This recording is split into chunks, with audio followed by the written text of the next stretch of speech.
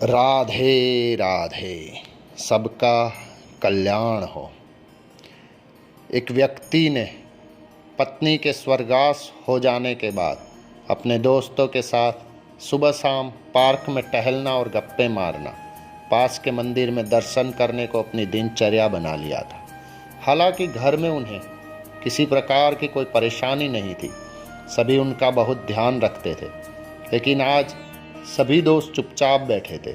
एक दोस्त को वृद्धाश्रम भेजने की बात से सभी दुखी थे। आप सब हमेशा मुझसे पूछते थे कि मैं भगवान से तीसरी रोटी क्यों मांगता हूँ, आज बतला देता हूँ। कमल ने पूछा, क्या बहू तुम्हें सिर्फ 3 रोटी ही देती है? बड़ी उत्सुकता से एक दोस्त ने पूछा। नहीं यार, ऐसी कोई बात नहीं है, बहू बहुत अच्छी है। असल में रोटी 4 प्रकार की होती है। पहली सबसे स्वादिष्ट रोटी, माँ की ममता और वात्सल्य से भरी हुई, जिससे पेट तो भर जाता है पर मन कभी नहीं भरता। एक दोस्त ने कहा, 16 आने सच, पर शादी के बाद माँ की रोटी कम ही मिलती है।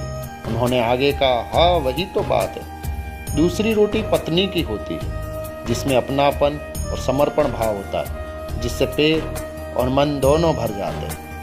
क्या बात कही है यार, ऐसा तो हमने कभी सोचा ही नहीं। फिर तीसरी रोटी किसकी होती है? एक दोस्त ने सवाल किया। तीसरी रोटी बहू की होती है, जिसमें सिर्फ कर्तव्य का भाव होता है, जो कुछ कुछ स्वाद भी देती है और पेट भी भर देती है और वृद्धाश्रम की परेशानियों से भी बचाती है। थोड़ी देर के लिए वहाँ चुप्पी छा गई। लेकिन ये चौथी रोटी कौन सी होती है? मौन तोड़ते हुए एक दोस्त ने पूछा।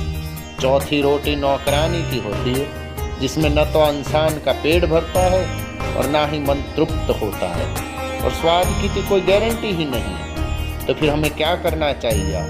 माँ की हमेशा पूजा करो, पत्नी को सबसे अच्छा दोस्त बनाकर जीवन जियो, बहू को अपनी बेटी समझो और छोटी मोटी गलतियाँ नज़रअंदाज कर दो।